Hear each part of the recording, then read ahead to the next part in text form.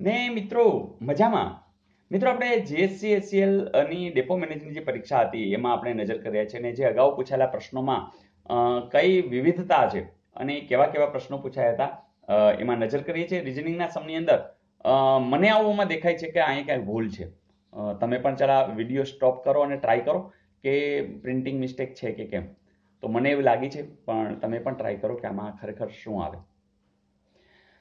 Okay, જે લોકોએ try કરી છે એ લોકોએ કદાચ પકડી લીધું છે કે -5.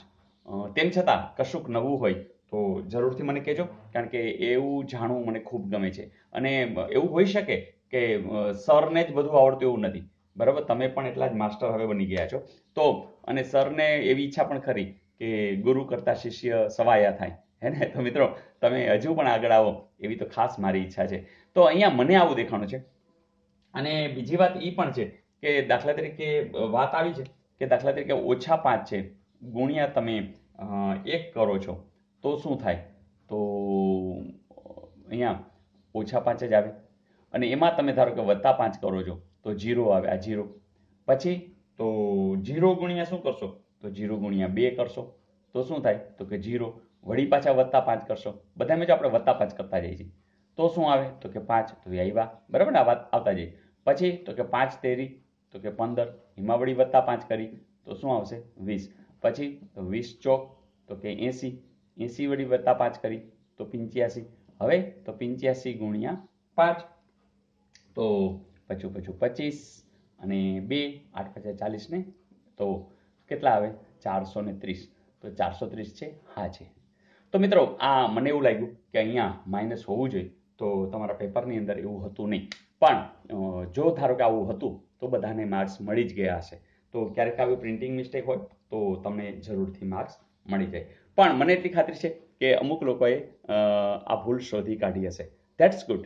આવું જ કરવાનું છે કે તમે શ્યોર હો કે નહીં આ જગ્યાએ આમ જ હોય. તો આવી જ્યારે માસ્ટરી આવે ને ત્યારે મને બહુ ગમશે.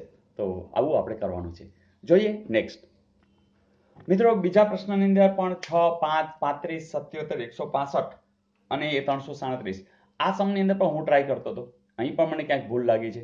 તમે જરા ટ્રાય કરો કે કયો અંક છે એ ખોટો છે, મતલબ કે આ શ્રેણીની અંદર કોઈ એક અંક ખોટો રહ્યો છે. તો જો શોધી કાઢો તો મને બહુ ગમશે. તો મિત્રો અમુક લોકોએ પકડી લીધું કે સર અહીંયા 15 હોવું જોઈએ.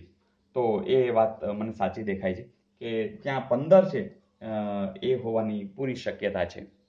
મિત્રો અહીંયા કેવી રીતના, તો તમે એક જુઓ છો કે 6 છે, 6 ના ડબલ કરી 6 દુ 12 અને એમાં આપણે ઉમેરીએ છીએ 3 એટલે કેટલા આવે છે તો કે 15. ચલો 15 છે તો 15 દુ 30, એમાં આપણે 5 ઉમેરીએ તો કેટલા આવે છે 35. ચાલો 35 દુ તો કે 70, 70માં આપણે 7 ઉમેરીએ છીએ તો 77.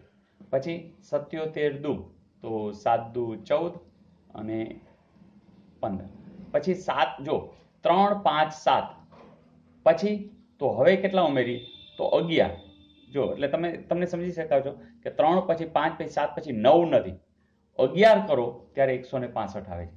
તો એનો અર્થ કે અવિભાજ્ય સંખ્યાઓ અહીંયા એડ થઈ રહી છે. Is it okay? તો હવે 165 છે એના તમે ડબલ કરો તો કેટલા થશે 5 દુ 10, 6 દુ 12 ને 13, 2 એટલે 330 થશે.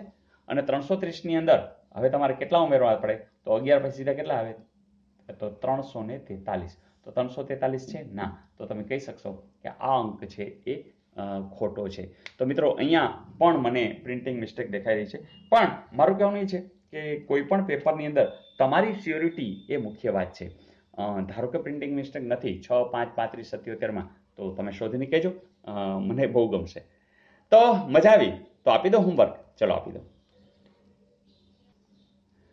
મિત્રો હોમવર્કમાં આવી કંઈક વાત છે કે એ છે એ સી નો પુત્ર છે, સી અને ક્યુ બહેનો છે, ઝેડ છે એ ક્યુની માતા છે, પી છે એ ઝેડ નો પુત્ર છે.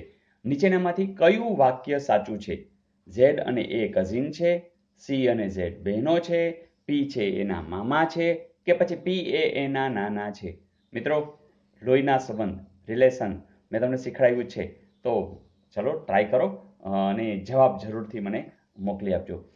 જે લોકો આખું ન લખવું હોય તો આપણે આ એ છે, બી છે, બરાબર, આ એ, આ બી, આ સી અને ડી. તો એ રીતે પણ જવાબ મોકલી શકો છો. પણ હા, જવાબ ખાસ મોકલજો, કારણ કે મેં જે આ શ્રેણી ચાલુ કરી છે એમાં હોમવર્કનો કન્સેપ્ટ તમને કેવો લાગી રહ્યો છે એ જરૂરથી તમે જણાવજો. અને હા, લાસ્ટ આપેલું હોમવર્ક પણ જોઈ લેવું છે ને? ચલો જોઈ લઈએ. મિત્રો, પ્રશ્ન આવો હતો કે 25ની અંદરની બે આંકડાની એવી કઈ સંખ્યા છે કે જેના અંકોનો સરવાળો એ સંખ્યા કરતા અડધા જેટલો થાય. મિત્રો, આવા પ્રશ્નની અંદર તમે x અને એવી રીતે ધારીને કરી શકો, y ધારીને. પણ મિત્રો, આપણે સ્માર્ટ વર્ક કરવાનું છે, અને સ્માર્ટ વર્કમાં આવા પ્રશ્નોની અંદર તો તમે ડાયરેક્ટ સીધા અહીંયા જ પહોંચી જવાનું, હે ને? પહેલી વાત કે સરવાળાની વાત છે, પણ એના અડધા એટલે આ એકી સંખ્યા તો હોય જ નહીં, જવા દો. તો હવે આ બેની જ વાત છે. હવે શું કે છે?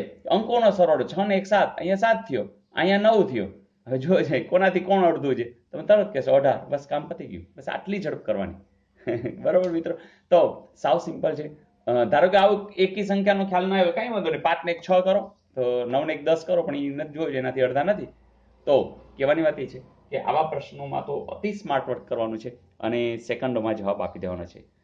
તો મજા આવી દોસ્તો? That's good. તો મિત્રો, તમે બધા આનંદથી કામ કરી રહ્યા છો, કરતા જ રહેવાનું છે જ્યાં સુધી આપણે ટાર્ગેટ છે કે આપણે મનપસંદ નોકરી ન મળે ત્યાં સુધી. અને જ્ઞાન તો રોજ મેળવીએ જ છીએ. ફરીથી wish you all the best.